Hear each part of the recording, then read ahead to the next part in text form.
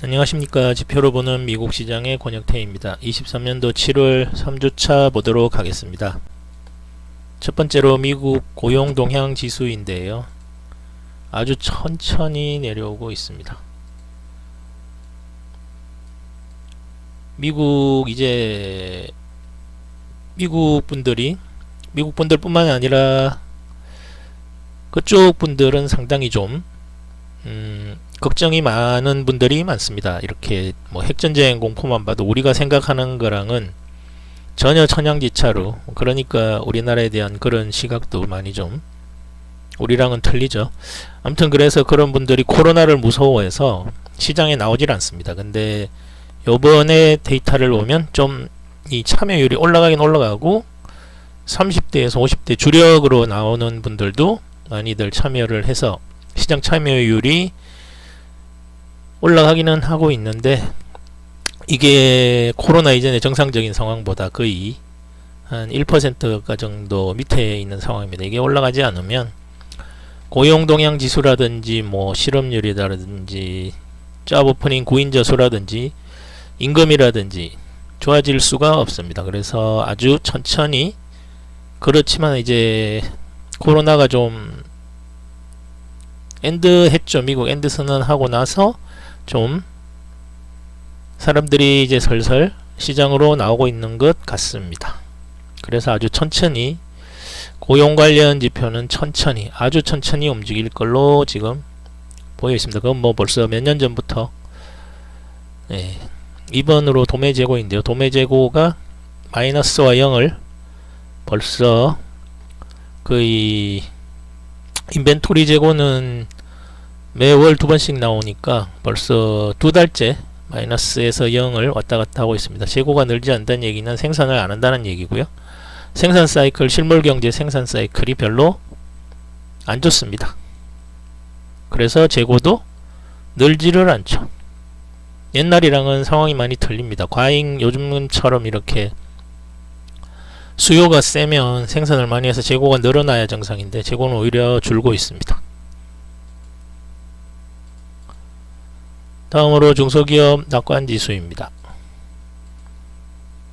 이게 금리를 올릴 때는 다들 안 좋아질 거라고 생각하다가 금리를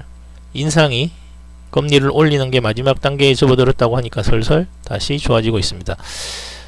시장이 많이 금융이라든지 금리에 대해서 일반인 분들까지 어느 정도 이제 점점 알아가는 그런 상황이 아닌가 생각됩니다. 옛날만 해도 미국 금리 인상이 뭐 주식시장에 어느 정도의 영향을 주는지 평상시에는 아무 생각도 없죠. 그게 이제 FOMC 열리고 연준 금리 결정하면 그때서야 그랬나 뭐 그런 식이었는데, 지금은 연준의 추세를 따라가고 있는 분들이, 시장이, 기업들이 되게 좀 많이 그쪽에 움직임에 의해서 정보를 얻고 있는 것 같습니다.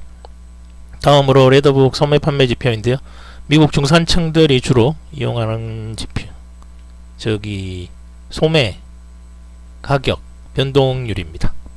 주로 중산층들이 이용하는 큰 마트 중심으로 H마트, 무슨 마트, 월마트 이런 식으로 보시면, 코로나 기간은 좀 통계에서 보기는 그렇고요. 강제로 셧다운 시켰으니까 당연히 이렇게 나올 수밖에 없고, 이걸 제외하면 2008년도 금융위기 때 이후에 최초로 마이너스로 돌아섰습니다. 물론 뭐 이 당시에 기저효과도 있겠지만 보통 평균치가 약 5%인데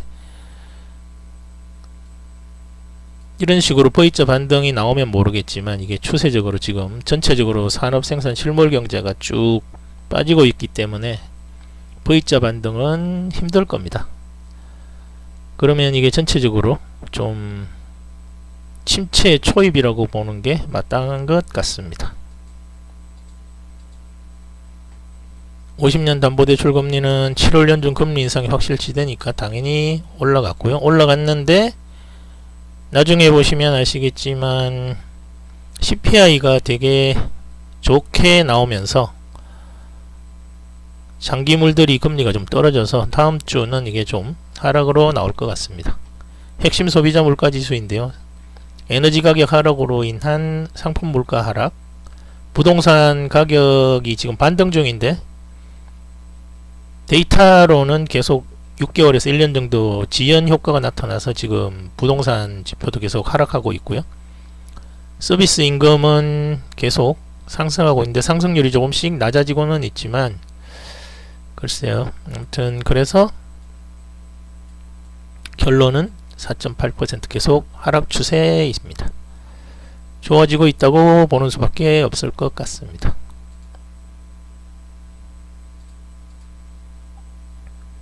다음으로 핵심 소비자율 그래서 월단위인데요. 0.4 하다가 0.2 0.18인지 0.15인지 잘 기억이 안 나는데 미국에서 발표한 숫자는 어쨌든 0.2입니다.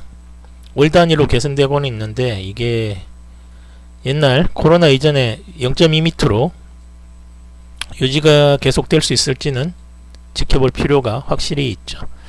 다음으로 실질 수입인데요. 인플레이션은 감소하고 있지만 서비스 산업 중심에서 아직 뭐 이런 내수 시장을 움직이는 서비스 산업에서는 임금 상승 계속되고 있습니다. 인플레이션이 낮아지니까 당연히 분모가 낮아지니까 분자는 당연히 커지고 수치는 좋아질 수밖에 없죠. 이러면 이제 소비가 늘어나야 되는데 실제로는 이전의 지표처럼 줄고 있습니다. 전년비로 이게 그러니까 절대값으로 상승률이 많이 낮아지고 있다는 얘기죠. 결국 이것도 침체로 진입하고 있다고 보아야 할 지표의 하나가 될 것 같습니다.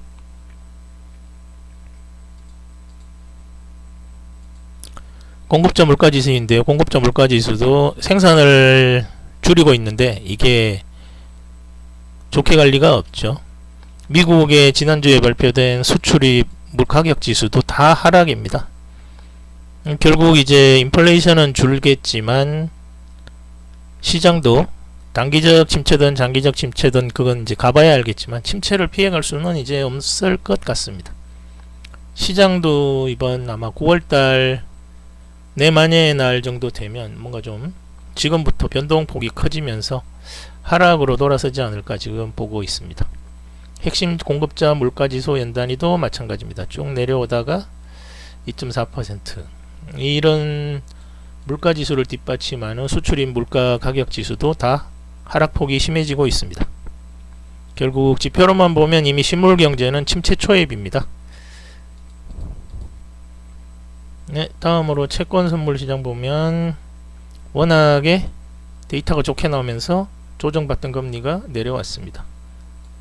4.85에서 잠시 올라갔다가 4.674로 CPI 데이터라든지 물가지표가 좋게 나오면서 이런 상황이 지금 보이고 있습니다. 금리가 내려오니까 시장은 올라가긴 올라갔는데 제가 볼 때는 이제 이 구간은 비이성적 구간에 진입했다고 봐야 할 것 같습니다. 실물 경제가 침체 초입에 들어가고 그래서 금리를 못 올릴 거다 이렇게 보고 있다는 얘기죠. 근데 여기서 그러면 원래 기본적으로 주식시장은 EPS하고 퍼로 가는 거고요. 제일 기본적으로 뭐 나머지 지표들도 많고 뭐 방법도 많고 평가수단도 너무 많지만 제일 기본적인 건 그거죠. 이제 가치가 너무 고평가되었다고 지난주부터. 그런데 침체가 오고 있는데 시장이 올라간다. 이건 이제 뭐 다 말할 필요도 없습니다. 비이성적 구간이고요. 비이성적 구간에 진입하면 이 특징이 변동폭이 크다는 겁니다. 이게 어디까지 올라갔다가 어디까지 내려갈지.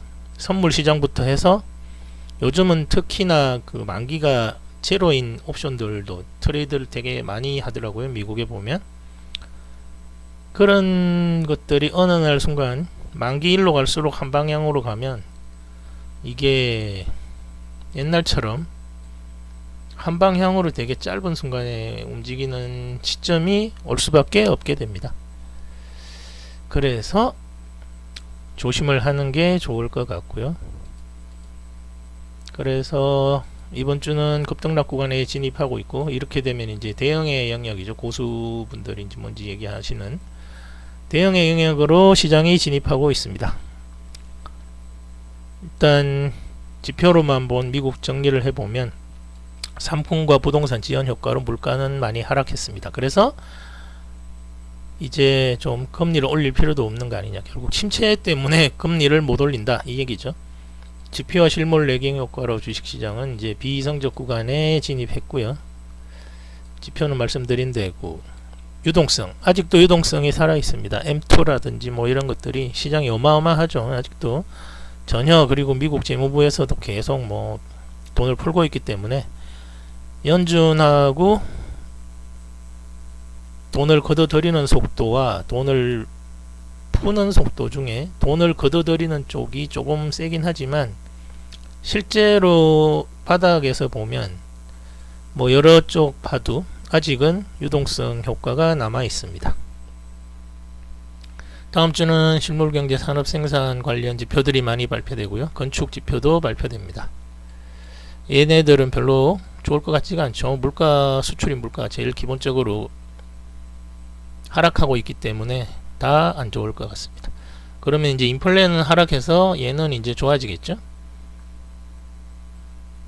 그러면 또 침체화해서 아마 시장이 오르락 내리락 많이 할 것 같습니다. 인플레이션으로 기업들 실적 발표는 당연히 좋겠죠. 안 좋은 기업들 같은 경우는 지금 부도율도 올라가고 있고 뭐 하여튼 서서히 지금 침체로 접어들고 있습니다.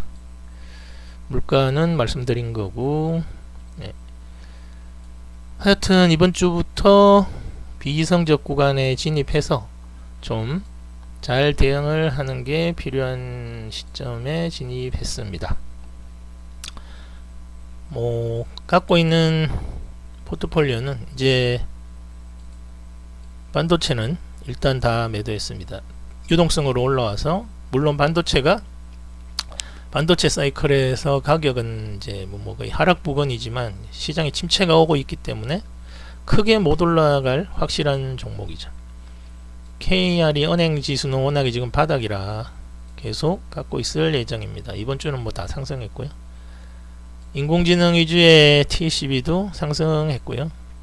얘는 실적 위주로 가고 요번에 이제 17일날 24일인가 아무튼 그 나스닥 지수에 가중치 조정이 있다고 하니까 그거를 보면 아마도 한 번쯤 더 이것도 또 급등락의 원인이 될 수 있겠죠. 그리고 퇴직연금이라든지 포트폴리오에 이런 단기성 자금 포트폴리오에 꾸역꾸역 밀어 넣으려고 하고 있습니다. 네, 오늘은 여기까지 하겠습니다. 감사합니다.